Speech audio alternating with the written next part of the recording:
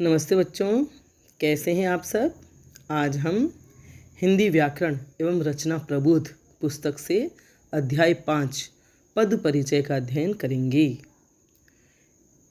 पद किसे कहते हैं? एक स्वतंत्र शब्द जब वाक्य में प्रयुक्त होता है तब पद कहलाता है और वाक्य में उस शब्द की सभी भूमिकाओं का परिचय देना ही पद परिचय कहलाता है। यानी जब एक शब्द स्वतंत्र होता है, शब्द किसे कहते हैं? सार्थक वर्णों के समूह को शब्द कहते हैं। मतलब कुछ वर्णों का ऐसा समूह जिसका एक निश्चित अर्थ होता है, वह शब्द कहलाता है। तो स्वतंत्र शब्द मतलब जब तक वह शब्द स्वतंत्र है, जैसे शुतलेख लिखाया जाता है बच्चों को या आपको भी, और शब्द लिखाए जाते हैं, जैसे लिखिए राम, लक्ष्मण, सीता, भूमिका, खाना, ये सब शब्द हैं, है ना। तो ये सब शब्द हैं, स्वतंत्र हैं और ये शब्द कहलाते हैं। लेकिन जब इन्हीं में से कोई शब्द एक वाक्य का हिस्सा बन जाता है और एक वाक्य होता है जिसमें कर्ता होता है, कर्म होता है, क्रिया होती है, तब वही शब्द पद कहलाता है। यानी वाक्य से बाहर एक स्वतंत्र शब्द शब्द कहलाता है और जैसे ही वाक्य का अंग बनता है वह शब्द पद कहलाता है। और वाक्य में उस शब्द की सभी भूमिकाओं का परिचय देना ही पद परिचय कहलाता है। यानी वाक्य में जैसे ही वह शब्द आता है, उस शब्द की उस वाक्य में क्या भूमिका है, वह संज्ञा है, सर्वनाम है, क्रिया है, वचन है, कारक है, लिंग है, जो भी है उसकी जानकारी देना ही पद परिचय कहलाता है। यानी एक शब्द जब तक किसी वाक्य से बाहर स्वतंत्र रूप में है वह शब्द कहलाता है और जैसे ही एक वाक्य का हिस्सा बनता है, एक वाक्य का अंग बनता है, एक वाक्य के अंदर आता है और वह पद कहलाता है। जैसे आप एक छात्र या छात्रा हैं, लेकिन स्कूल से बाहर जब आप अपनी फॉर्मल ड्रेस यानी औपचारिक पोशाक में, घरेलू या किसी भी पोशाक में होते हैं, घर में होते हैं, सड़क पे होते हैं, तब आप छात्र या छात्रा नहीं होते। लेकिन जैसे ही आप स्कूल यूनिफॉर्म में बैग लेकर स्कूल में प्रविष्ट होते हैं, क्लास में जाते हैं और आप एक छात्र या छात्रा बन जाते हैं। उससे पहले आप एक लड़का या लड़की थे, स्वतंत्र थे, लेकिन अब एक विद्यार्थी हो गए हैं और आपके परिचय के लिए स्कूल का नाम, कक्षा, फिर आपका नाम, है ना, ये सब परिचय हो जाता है क्योंकि आप स्कूल के नियमों से बंध गए हैं। आप तो पहले आप एक स्वतंत्र व्यक्ति थे, स्वतंत्र थे, लेकिन अब आप एक विद्यार्थी हो गए हैं, उस स्कूल के विद्यार्थी हो गए हैं। वैसे ही वाक्य से बाहर शब्द शब्द है, लेकिन वाक्य में आते ही वह पद नाम ग्रहण कर लेता है और उसका परिचय व्याकरणिक हो जाता है। यानी वह व्याकरण के नियमों से बंध जाता है और उस वाक्य में उस पद का क्या परिचय है, क्या भूमिका है, वह संज्ञा है, सर्वनाम है, कारक है, विशेषण है, जो भी उसके बारे में जानकारी दे सकते हैं उस वाक्य के संदर्भ में, वही उसका पद परिचय कहलाता है। जैसे राम स्कूल जाता है, एक उदाहरण से समझाती हूँ। जैसे राम स्कूल जाता है, इस वाक्य में ये शब्द जो पद बन गए हैं उनका परिचय, व्याकरणिक जानकारी देना ही पद परिचय कहलाता है। और जब ये अगर अलग लिखे जाते हैं, राम कोमा स्कूल कोमा है कोमा जाना या आना, तो वे शब्द थे। और जैसे ही एक वाक्य बन गया कि राम स्कूल जाता है, तो वे शब्द पद कहलाते हैं। आई बात समझ में? तो पद परिचय, इस पद वाक्य में प्रयुक्त प्रत्येक सार्थक शब्द पद कहलाता है। मतलब वाक्य में प्रयुक्त प्रत्येक सार्थक शब्द पद कहलाता है। वाक्य में प्रयुक्त शब्द के भेद, उपभेद, लिंग, वचन, कारक आदि के परिचय के साथ ही वाक्य में प्रयुक्त अन्य पदों के साथ उसके संबंध का भी उल्लेख किया जाता है। यानी वाक्य में जो शब्द पद के रूप में अब प्रयुक्त हो गया है, उसके भेद, उपभेद, लिंग, वचन, कारक आदि के परिचय के साथ ही वाक्य में प्रयुक्त अन्य पदों के साथ, मतलब वाक्य में जितने भी शब्द होते हैं उन शब्दों का आपस में क्या संबंध होता है, वह सब संबंध का उल्लेख भी पद परिचय के अंदर किया जाता है।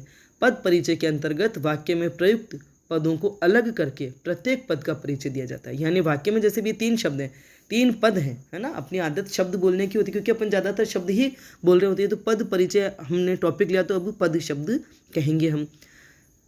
तो वाक्य में जो शब्द प्रयुक्त हो जाता है उन शब्दों को, मतलब वाक्य में जो प्रयुक्त है पद, उन सबको अलग करके अलग अलग करके उस प्रत्येक पद का परिचय दिया जाता है और उसकी व्याकरणिक विशेषताएं और उसके कार्य बताए जाते हैं। ये पंक्ति मैंने पढ़ दी थी क्या? पद परिचय के अंतर्गत वाक्य में प्रयुक्त पदों को अलग करके प्रत्येक पद का परिचय दिया जाता है तथा उसकी व्याकरणिक विशेषताएं बताई जाती है और कार्य बताए जाते हैं। तो आई बात समझ में? वाक्य में जैसे 3 शब्द है, राम स्कूल जाता है, तो इसमें जो राम शब्द है उसको अलग करेंगे, स्कूल को अलग करेंगे और जाता है को अलग करेंगे और उनका परिचय दिया जाएगा। अभी हम आगे पढ़ेंगे, है ना।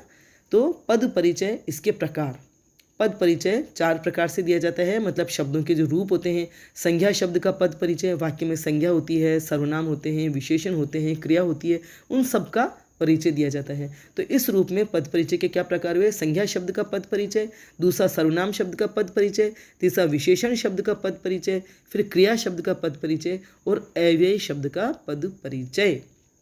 अव्यय शब्द का पद परिचय जब दिया जाता है तो वही अव्यय शब्द जितने प्रकार के होते हैं उस रूप में उनका परिचय दिया जाता है। जैसे क्रिया विशेषण शब्द का पद परिचय, कोई शब्द क्रिया विशेषण है तो उसका पद परिचय उस रूप में दिया जाएगा।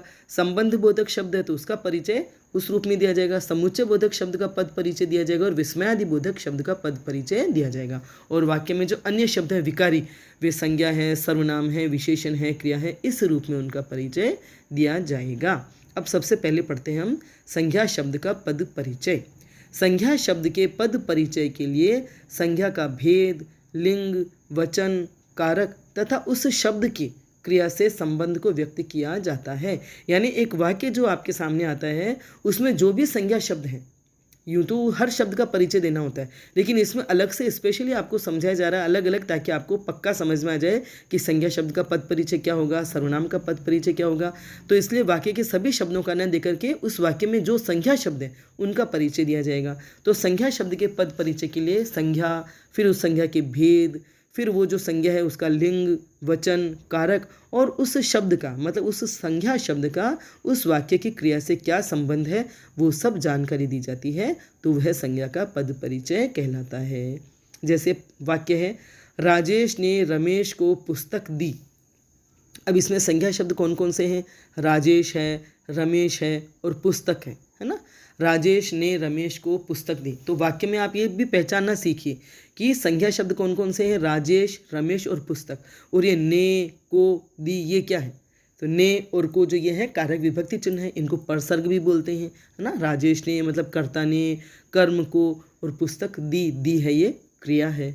तो अब यहाँ हम संज्ञा शब्दों का परिचय करेंगे, संज्ञा पदों का, है ना। मैं भी देखो बार बार शब्द बोल रही हूँ। तो संज्ञा जो पद हैं उनका हम परिचय देंगे यहाँ पे। तो राजेश जो पद है उसका क्या परिचय होगा? सबसे पहले तो राजेश संज्ञा है और वो संज्ञा के जो 3 भेद हैं कौन कौन से? व्यक्तिवाचक, जातिवाचक, भाववाचक। उन तीनों में से ये कौन सी संज्ञा है? तो ये नाम है, चूंकि ये व्यक्ति का नाम है तो ये होगी व्यक्तिवाचक संज्ञा। फिर ये लिंग, कौन सा लिंग है? पुल्लिंग है। लिंग अभी तक हमने लिंग पढ़े नहीं है, शायद आगे आएंगे इस पुस्तक में तो हम पढ़ेंगे। तो लिंग किसे कहते हैं? जिस शब्द से या जो शब्द उसके स्त्री या पुरुष होने का बोध कराता है, मतलब ऐसा संज्ञा शब्द या वह संज्ञा शब्द जिससे उसके स्त्री या पुरुष जाति के होने का बोध होता है, वह लिंग कहलाता है। तो इसमें जो राजेश शब्द है ये किसका बोध करा रहा है? पुरुष का या स्त्री का? पुरुष का बोध करा रहा है, ये लड़का है तो ये क्या हुआ? पुल्लिंग।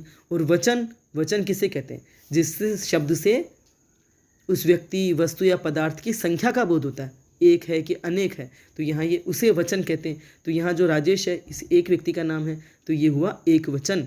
और ने के साथ कर्ता कारक, मतलब ने इसके साथ लगा हुआ है। राजेश ने रमेश को पुस्तक दी, जो ये जो दी क्रिया है उसका ये कर्ता है, इसलिए राजेश क्या हुआ? ने के साथ कर्ता कारक और दी क्रिया का कर्ता, जो क्रिया है दी उसका कर्ता हुआ। तो इस प्रकार इस संज्ञा शब्द का, इस एक संज्ञा शब्द का कितना परिचय हुआ? वह संज्ञा है, व्यक्तिवाचक संज्ञा है, पुल्लिंग है, एक वचन है और कर्ता कारक है। ने लग रहा है तो ये ने के साथ कर्ता कारक हुआ और क्रिया दी क्रिया है उसका कर्ता हुआ। ठीक है, इसके लिए जरूरी है कि आपको संज्ञा, सर्वनाम, जैसे संज्ञा का परिचय दे रहे तो संज्ञा आना जरूरी है, क्रिया की जानकारी होना भी जरूरी है, लिंग की जानकारी होना भी जरूरी है, वचन की जानकारी होना भी जरूरी है। तो इन सब के बारे में आप जानते होंगे तभी आप उनका परिचय अच्छे से दे पाएंगे। ठीक है, क्योंकि यहाँ रटने से काम नहीं चलेगा, इनको समझना होगा, हर चीज़ को समझना होता है और समझ करके ही आप सही कर सकते हैं। अब दूसरा संज्ञा शब्द है यहाँ रमेश। रमेश संज्ञा शब्द जैसा कि हम बोल रहे हैं ये भी संज्ञा है। अब संज्ञा के किस भेद से संबंध रखता है? तो ये रमेश भी हुआ व्यक्तिवाचक संज्ञा, क्योंकि व्यक्ति का नाम है। ये भी पुल्लिंग हुआ, एक वचन हुआ और ये दी क्रिया का कर्म है। राजेश ने रमेश को पुस्तक दी, तो पुस्तक दी इस क्रिया का फल किस पर पड़ रहा है? मतलब ये जो क्रिया है वह किसके साथ हो रही है, रमेश के साथ, तो ये क्रिया का कर्म हुआ और को के साथ ये कर्म कारक हुआ, है ना। रमेश को पुस्तक दी, तो ये जो है क्रिया है इसका फल पड़ रहा है रमेश पर, और ये रमेश हो गया कर्म। आई बात समझ में। अब तीसरा शब्द है पुस्तक। पुस्तक, इसके भी वही भेद करेंगे, ये भी संज्ञा शब्द है ना। व्यक्ति और ये वस्तु हो गई, तो वस्तु क्या है, पुस्तक है, तो ये भी संज्ञा होगी, और ये कौन सी संज्ञा हो गई, जातिवाचक संज्ञा हुई, क्योंकि यहाँ पुस्तक कहा है तो ये सभी तरह की पुस्तकों का प्रतीक है, इसलिए जातिवाचक संज्ञा हुई, मतलब सभी पुस्तकों के या पुस्तक के समूह का द्योतक है। अगर यहाँ नाम हो जाता हिंदी पुस्तक, या पुस्तक का नाम हो जाता कि रामायण है या महाभारत, तो वो व्यक्तिवाचक संज्ञा हो जाती, तो ये जातिवाचक संज्ञा हुई। और पुस्तक ये स्त्रीलिंग हुई, है ना। और लिंग का कैसे ज्ञात कर सकते हैं आप, जो नाम है लड़के या लड़की का या स्त्री और पुरुष का, तब तो आपको पता चल जाता है, लेकिन किसी और चीज़ का नाम होता है तो हम थोड़ा उसे वाक्य में प्रयोग कर दें, और उस वाक्य के साथ वाक्य में प्रयोग करने से हमें ज्ञात हो जाएगा कि ये स्त्रीलिंग है या पुल्लिंग। जैसे यह पुस्तक रखी हुई है, यह पुस्तक पढ़ी है, तो ये पुस्तक पढ़ी है, तो ये स्त्रीलिंग हो गई, है ना, तो इसलिए स्त्रीलिंग हुई। वचन एक वचन है और कर्म कारक है, ये भी कर्म कारक है। राजेश ने रमेश को पुस्तक दी, क्रिया किसके साथ हुई, रमेश को पुस्तक दी गई, तो ये भी कर्म कारक हुआ। आई बात समझ में। तो लिंग के लिए जैसे भिंडी की सब्जी खाई, तो भिंडी खाई, क्रिया से पता पड़ जाएगा कि वह लिंग कौन सा है, क्रिया से पता पड़ेगा कि वह लिंग कौन सा है। जैसे भी राजेश ने रमेश को पुस्तक दी, तो पुस्तक के साथ दी क्रिया हुई, है ना, तो ये दी क्रिया से लग रहा है कि पुस्तक दी, तो वह पुस्तक स्त्रीलिंग हो गई। आप ऐसा जब भी शब्द कंफ्यूज करते हो, भ्रमित करते हो, तो आप वाक्य में प्रयोग करके उस क्रिया से जान लीजिए कि वह वस्तु स्त्रीलिंग है या पुल्लिंग है। ठीक है, आगे बढ़ें। दूसरा वाक्य है नेपाल चीन से हथियार लेता है। अब इसमें सबसे पहले तो हम संज्ञा शब्द देखें, क्योंकि हम संज्ञा शब्दों का पद परिचय कर रहे हैं, तो इस वाक्य में संज्ञा शब्द कौन कौन से हैं, नेपाल, चीन और हथियार, ये शब्द हैं संज्ञा शब्द। अब हम इनका परिचय देंगे कि भाई नेपाल ये संज्ञा है और ये नेपाल देश का नाम है ना, तो ये हो गई व्यक्तिवाचक संज्ञा। पुल्लिंग और एक वचन और कर्ता कारक। नेपाल चीन से हथियार लेता, नेपाल लेता है, जो क्रिया है हथियार लेने की वह नेपाल करता है, इसलिए ये कर्ता कारक हुआ।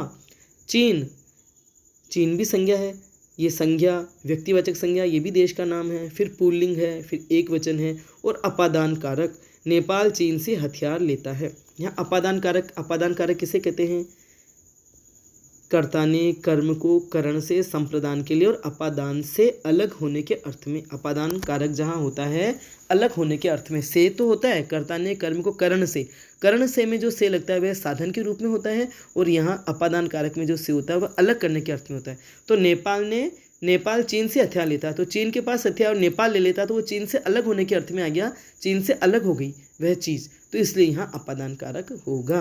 और हथियार ये भी संज्ञा है, हथियार जातिवाचक संज्ञा है, क्योंकि हथियार है, अब वो हथियार कुछ भी हो सकता है, उसका नाम नहीं है कि भाई वह बंदूक है कि तलवार है या कुछ भी हथियार, तो इसलिए ये जातिवाचक संज्ञा हुई। फिर पुल्लिंग हुई, बहुवचन, हथियार लेता है ना, हथियार, नेपाल ने चीन से हथियार लिया, अगर ऐसा होता तो इसका मतलब एक ही हथियार लिया है, कुछ किसी व्यक्ति ने व्यक्ति को हथियार दिया तो वह एक वचन हो जाता, लेकिन यहाँ है नेपाल चीन से हथियार लेता है, मतलब तरह तरह के हथियार लेता है, काफ़ी संख्या में हथियार लेता है, इसलिए ये बहुवचन हुए। और कर्म कारक लेता है, क्रिया का फल किस पर पड़ रहा है, इस पर, हथियार पर, तो ये हथियार हो गया कर्म कारक। आई बात समझ में। तो नेपाल चीन से हथियार लेता है, तो नेपाल चीन और हथियार ये तीनों संज्ञा हुई और लेता है क्रिया हुई, लेकिन यहाँ हम चूंकि संज्ञा शब्दों का ही पद परिचय दे रहे हैं, इसलिए लेता का पद परिचय हम नहीं देंगे, क्रिया का पद परिचय हम नहीं देंगे। आगे बात समझ में, आगे बढ़ें। अब है सर्वनाम शब्द का पद परिचय। सर्वनाम शब्द के पद परिचय के लिए सर्वनाम का भेद, फिर वही उसके लिंग, वचन, कारक और क्रिया के साथ संबंध तथा पुरुष पर विचार किया जाएगा। सर्वनाम के भेद, पुरुषवाचक सर्वनाम, है ना, तो पुरुष के भी फिर 3 होते हैं, उत्तम पुरुष, मध्यम पुरुष, अन्य पुरुष, तो इससे भेद उपभेदों की जानकारी पहले आपको होगी, तभी आप पद परिचय दे पाएंगे। पहले उनको याद करना और उनको समझना जरूरी है। मैं तुम्हारे साथ चलता हूँ, तो यहाँ सर्वनाम है मैं, तो हम इसका परिचय देंगे।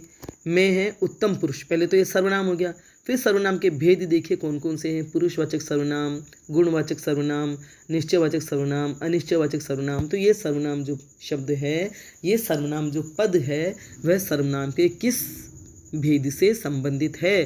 तो ये हुआ उत्तम पुरुष, है ना। पुरुषवाचक सर्वनाम हुआ सबसे पहले तो, फिर उस पुरुषवाचक सर्वनाम का जो भेद है उत्तम पुरुष, मैं, हम, है ना, स्वयं के बारे में, या जो बोलने वाला होता है वह उत्तम पुरुष है, जिसको कहा जाता है सामने वाला, सुनने वाला वह मध्यम पुरुष होता है, और जिसके बारे में बात की जाती है वह होता है अन्य पुरुष। तो यहाँ मैं है बोलने वाला, तो ये हुआ उत्तम पुरुष सर्वनाम। और पुरुषवाचक फिर पुल्लिंग है कि मैं तुम्हारे साथ चलता हूँ, इस क्रिया से पता चल रहा है कि ये पुल्लिंग है।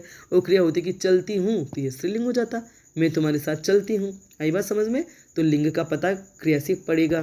तो पुरुषवाचक सर्वनाम पुल्लिंग हुआ, एक वचन हुआ, और चलता हूँ क्रिया का कर्ता कारक, तो ये कर्ता कारक हुआ। आई बात समझ में? तो ऐसे सर्वनाम शब्दों का पद परिचय दिया जाता है। अब एक वाक्य है, यह वही कार है, यह शब्द है इसमें सर्वनाम। यह सर्वनाम कौन सा हुआ? सर्वनाम के भेद में जाइए आप, तो ये निश्चयवाचक सर्वनाम, क्योंकि यह वही कार है, किसी कार को संकेत करके कहा जा रहा है और वह निश्चित है, इसीलिए तो कि यह वही कार है, ये निश्चयवाचक सर्वनाम हुआ। और अन्य पुरुष, क्योंकि किसी और के बारे में बात की जा रही है, अन्य के बारे में, तो अन्य पुरुष। और कार, यह वही कार है, यह स्त्रीलिंग और एक वचन। आई बात समझ में? तो ये हो गया सर्वनाम शब्द का पद परिचय। आपको समझ में तो आ रहा है ना कि वाक्य में जो शब्द होते हैं उन्हें हम पद कहते हैं, और उन पदों की व्याकरणिक संबंधी सारी जानकारी देना उसका पद परिचय कहलाता है। यानी उसका जो भी परिचय है, हमारा जैसे परिचय होता है, हमारा नाम क्या है, हमारे पिताजी का नाम क्या है, हमारे भाई बहन का नाम क्या है, या हम कहाँ रहते हैं, क्या करते हैं, जैसे हमारा परिचय वैसे उस शब्द का सारा परिचय, व्याकरण संबंधी जो भी परिचय हो सकता है वह सब दिया जाता है, और वही पद परिचय कहलाता है। अब तीसरा है विशेषण शब्द का पद परिचय। ये जो सब विकारी शब्द है ना, इसलिए इन विकारी शब्दों का पद परिचय हो रहा है। तो ये संज्ञा, सर्वनाम, विशेषण, क्रिया आदि हो जाएगा। और जब शब्द अविकारी होते हैं उनका पद परिचय दिया जाएगा, तो वो जो अविकारी शब्द के भेद होते हैं, क्रिया, विशेषण वगैरह वगैरह, उस रूप में उनका परिचय दिया जाएगा। तब यह है विशेषण शब्द का पद परिचय। विशेषण शब्द के पद परिचय हेतु विशेषण का प्रकार, वही उसके भेद उपभेद जो होते हैं, प्रकार, अवस्था, लिंग, वचन और विशेष्य के साथ उसके संबंध आदि का वर्णन किया जाता है। वाक्य देखिए, जैसे हमारे वीर सैनिकों ने सब दुश्मनों का नाश कर दिया। तो सबसे पहले तो इनमें विशेषण ढूंढिए कि विशेषण शब्द कौन कौन से होते हैं। हालांकि परीक्षा में तो सरल ही दिए जाते हैं, मतलब जब परीक्षा में अभी तक मैंने इतने बरस हो गए देखते हुए, बहुत सरल ही वाक्य दिए जाते हैं जिनमें आप और रेखांकित किया जाता है और उसी का परिचय दिया जाता है। यहाँ हम पहचान रहे हैं, लेकिन वहाँ रेखांकित शब्द होते हैं, भी संज्ञा का पद परिचय दीजिए या सर्वनाम का पद परिचय दीजिए, और सरल ही होते हैं, लेकिन हमें जानकारी पूरी रखनी चाहिए। जब पूरी जानकारी होती है तो हम आत्मविश्वास के साथ जवाब देते हैं, और आधी अधूरी जानकारी रखते हैं तो हमारा विश्वास डोलता है और हम कभी क्या सोचते हैं और फिर गलत जवाब लिख देते हैं। इसलिए हमें पढ़ाई पूरी करनी चाहिए, है ना, ढंग से। तो यहाँ विशेषण हुए, जैसे हमारे वीर सैनिकों ने, तो यहाँ सैनिकों की क्या विशेषता है? वीर हैं। और सब दुश्मनों का, दुश्मन कितने? सब, तो यह भी विशेषण हुआ, है ना। तो यहाँ शब्द विशेषण शब्द हुए वीर और सब, ये दो शब्द विशेषण हुए। हमने इन्हें अलग किया और इनका पद परिचय देंगे। तो वीर हुआ विशेषण। अब विशेषण के भेद आपको पता होने चाहिए। गुणवाचक विशेषण, संख्यावाचक विशेषण, परिमाणवाचक विशेषण, सार्वनामिक विशेषण, निजवाचक विशेषण, जो भी भेद हैं वो आप जानेंगे, तभी इसका वो परिचय दे पाएंगे कि ये विशेषण तो हुआ। और कौन सा हुआ? तो यह गुणवाचक विशेषण है ना, वीरता उनका गुण है सैनिकों का, तो ये गुणवाचक विशेषण हुआ। और ये उनकी मूल अवस्था है, विशेषण का जो प्रकार है मूल अवस्था है। पुल्लिंग है वीर सैनिक, तो ये पुल्लिंग है। और सैनिक, कई सैनिकों के बारे में कहा जा रहा है, तो यह बहुवचन है ये। और सैनिकों विशेष्य का गुण व्यक्त कर रहा है। वीर किसकी विशेषता है? सैनिकों की। तो यह विशेष्य हुए सैनिक और विशेषण हुआ वीर। तो यह विशेष्य का गुण व्यक्त करने वाला सैनिकों, जो सैनिक विशेष्य है उनका गुण व्यक्त कर रहा है। आई बात समझ में? तो ये वीर शब्द के पद परिचय हो गए। अब सब शब्द भी विशेषण है। ये कौन सा विशेषण हुआ? क्योंकि दुश्मनों की संख्या बता रहा है, तो ये संख्यावाचक विशेषण हुआ। मूल अवस्था है ना, विशेषण की मूल अवस्था है। ये भी पुल्लिंग है और बहुवचन है। सैनिक भी बहुवचन थे, तो इसलिए वीर शब्द भी बहुवचन है। और ये दुश्मनों, दुश्मनों भी बहुवचन है, तो यहाँ पर भी ये बहुवचन हुआ। और दुश्मनों विशेषों की संख्या का बोध कराता है यह, इसलिए ये संख्यावाचक विशेषण हुआ। सब आई बात समझ में। अब दूसरा वाक्य देखते हैं हम। यह सपेरा बहुत चतुर है, तो यह सपेरा बहुत चतुर है, तो यह बहुत चतुर, ये सब शब्द यहाँ विशेषण हैं। यह शब्द विशेषण हुआ। और ये कौन सा विशेषण हुआ? सार्वनामिक या संकेतवाचक, सार्वनामिक विशेषण हुआ, है ना, क्योंकि ये जो सर्वनाम है, यह जो सर्वनाम है यह सार्वनामिक विशेषण हो गया। पुल्लिंग हुआ, एक वचन हुआ, यह मतलब एक ही सपेरा है इसलिए एक वचन हुआ। और सपेरा संज्ञा की विशेषता बताता है, ये सपेरा जो संज्ञा है उसकी विशेषता बता रहा है। बहुत शब्द भी विशेषण है यहाँ, बहुत शब्द अव्यय भी है। हाँ, तो इसलिए हम अगर इसका ना बताएं तो भी चलेगा, लेकिन अगर मैंने बहुत बोल दिया है तो चलो ये बहुत हो गया, अव्यय शब्द हो गया।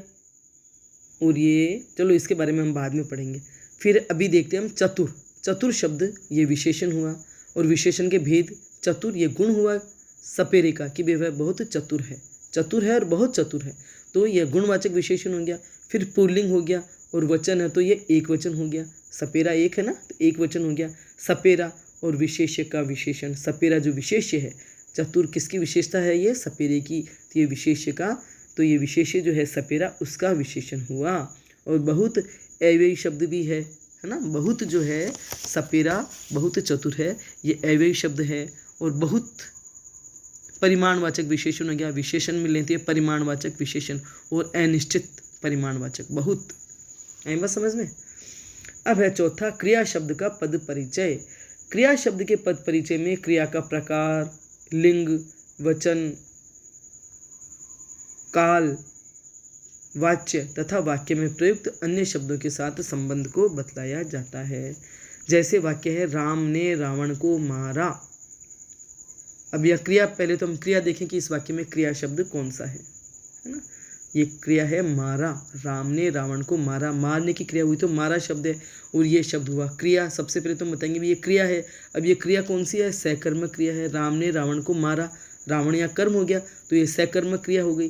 फिर पुल्लिंग है, रावण को मारा, है ना, तो ये पुल्लिंग हो गए, एक वचन हो गया। और कर्तृवाच्य है, ये जो क्रिया है कर्ता द्वारा की गई है इसलिए कर्तृवाच्य हो गया। और मारा कौन से काल की बात हो गई? भूतकाल की बात। तो ये जो क्रिया शब्द है वह भूतकाल का पद हो गया। मतलब इसका जो परिचय दिया जाएगा लिंग के हिसाब से, वचन के हिसाब से, काल के हिसाब से, और क्रिया, है ना। तो ये भूतकाल हो गया, पुल्लिंग हो गया, एक वचन हो गया, सहकर्मक क्रिया हो गई, और क्रिया शब्द जो है मारा जो शब्द है वह क्रिया हो गया। अब मारा क्रिया का कर्ता है राम और कर्म है रावण। आई बात समझ में। और अगर हम इस पूरे वाक्य का पद परिचय करते तो राम संज्ञा, रावण भी संज्ञा, और मारा क्रिया, और राम ने तो कर्ता कारक हो गया, रावण को तो कर्म कारक हो गया, है ना। इससे इनके परिचय दिए जाते। अब है सवेरे मैं उठा। तो यहाँ जो क्रिया क्या है? उठा, उठने की क्रिया है। मैं सर्वनाम है, उठा तो क्रिया हुई, उठा मतलब क्रिया हुई। ये उठा जो शब्द है उसका सबसे पहला परिचय होगा कि ये क्रिया है, और ये अकर्मक क्रिया है ना, कोई कर्म नहीं है इसके साथ, इसलिए अकर्मक क्रिया है। और पुल्लिंग है मैं उठा, तो ये पुल्लिंग है, एक वचन है, और कर्तृवाच्य है, कर्ता जो है वो उठा है, ये कर्तृवाच्य है। और भूतकाल उठा, है ना, तो ये भूतकाल हो गया। उठा क्रिया का कर्ता मैं हुआ, उठा क्रिया का कर्ता कौन हुआ? मैं, तो ये कर्ता हुआ मैं। आई बात समझ में। तो इस तरह से अभी हमने ये जो विकारी शब्द थे उनका पद परिचय पढ़ लिया। अब पाठ फिर से छोटा ही है, तो कल हम या अगली बार वीडियो में अव्यय शब्द का पद परिचय और इसके जो अभ्यास प्रश्न है वे हम हल कर लेंगे। और मुझे उम्मीद है आपको पद परिचय अच्छे से समझ में आ गए होंगे। एक शब्द जब तक स्वतंत्र है वह शब्द कहलाता है, और जैसे एक वाक्य का अंग बनता है वह पद कहलाता है। और इसीलिए उस वाक्य में उस पद का क्या स्थान है व्याकरण की दृष्टि से, उसका जो भी परिचय दिया जाता है, उसके बारे में जो भी जानकारी दी जाती है वह सब पद परिचय कहलाता है। ठीक है, मेरा वीडियो समझ में आ गया होगा। पसंद आया हो तो लाइक करें, अपने फ्रेंड्स के साथ शेयर करें, मेरे चैनल को सब्सक्राइब करें, और बेल आइकन भी अवश्य टच करें ताकि आगे जब भी मैं वीडियो बनाऊंगी उसकी सूचना आपको तत्काल मिल जाएगी। धन्यवाद।